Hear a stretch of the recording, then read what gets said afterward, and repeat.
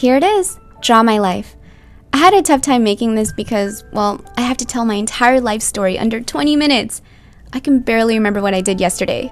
So this will be a very brief summary of my life. I would love to get more in depth, but we can save that for another time. So let's get drawing. There are 7 billion people in this world, meaning there are 7 billion stories to be told. But today, I'm going to tell you one story from someone who was born in this tiny town in Massachusetts called Boston, or Boston, aka Beantown. January 1987, it was snowing and my mother and father were driving. At this time, my mother was 6 months pregnant, and she asked my father what my name should be, and they both decided on Michelle. However, my mom looked over at him and asked, well, what about her Vietnamese name? He looked out the window and saw this beautiful snowflake, and he said, Tuyết băng, which means avalanche. Thanks, Dad, for naming me after something so terrifying. Hi, my name is Avalanche, and I could potentially kill you. Nice to meet you. So that's me, an avalanche. 4 months later, I was born. Year of the Rabbit. My welcome party was lovely. My mother told me that when she brought me home and placed me in my crib, my brother thought I was a toy, so he literally jumped and slammed himself on top of me. Apparently, I stopped breathing and my mother thought I died. Anyways, that's how I first met my amazing brother, Steve. A few years later, we all packed up and moved to California. Now, if you don't know this landmark, this is the Golden Gate Bridge, and it's located in San Francisco. This is where we moved.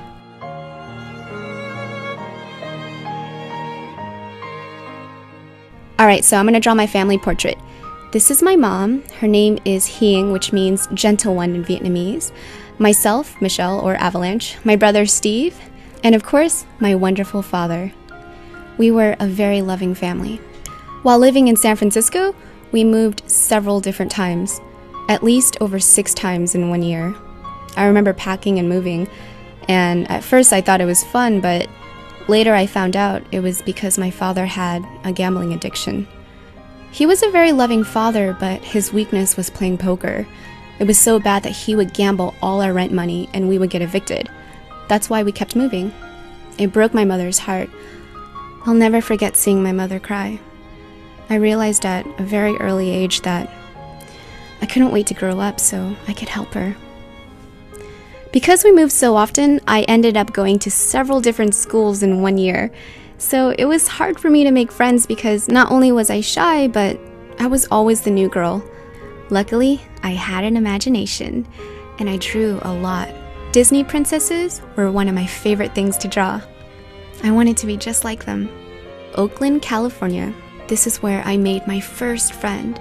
I finally felt like I belonged. It was a wonderful feeling, and I remember I had so much fun. You never forget the first friend you make.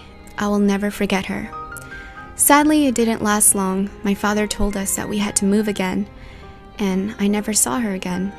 But it's okay. You guys are now my friends.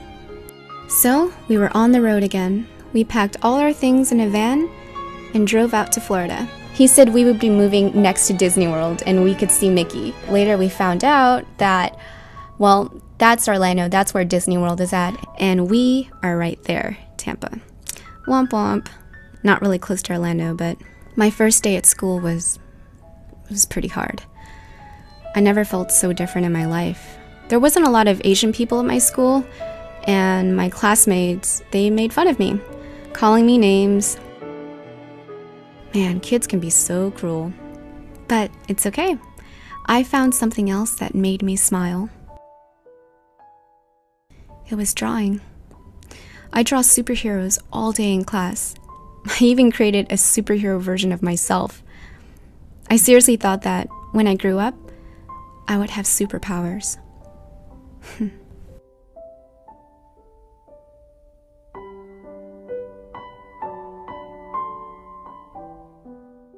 One morning I woke up and I noticed that my father was missing. My mother was so heartbroken. I didn't know why my father left. But every night, I would wait for him to come back. He never did. However, we carried on. My mother is a strong woman, and she found a way to take care of us. We were happy.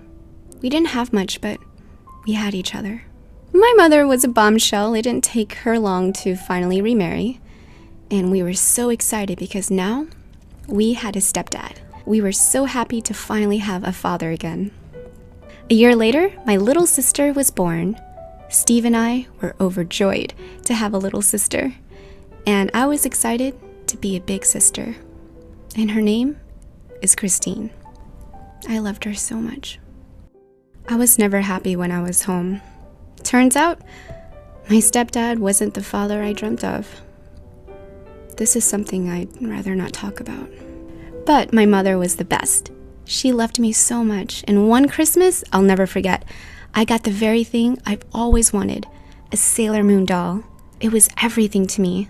The second thing I wanted was this Barbie dream house, but my family couldn't afford it, which was totally fine because I made my own dream house out of cardboard box.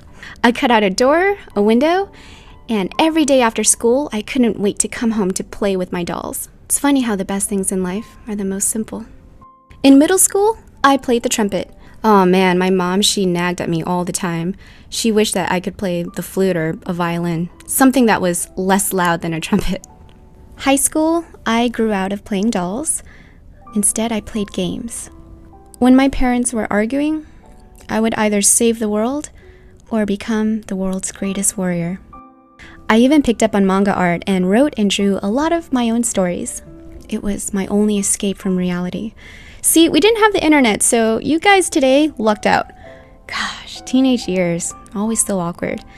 I wanted to wear makeup so badly, but my mother, she wouldn't let me. But little by little, she allowed me to wear a little bit of eyeliner and then mascara. And afterwards, she let me wear colored lip gloss. It was a pretty big deal for me. I loved makeup so much because, to me, it was like drawing. It was on my own face. Senior year of high school, I couldn't take the hurt anymore. My stepdad left a lot of scars that I'm still trying to heal from. The heart can only take so much. My mother said enough was enough, and we all left him. We packed up our things and went to find a new home. It was just us again, but it felt right, just like old times.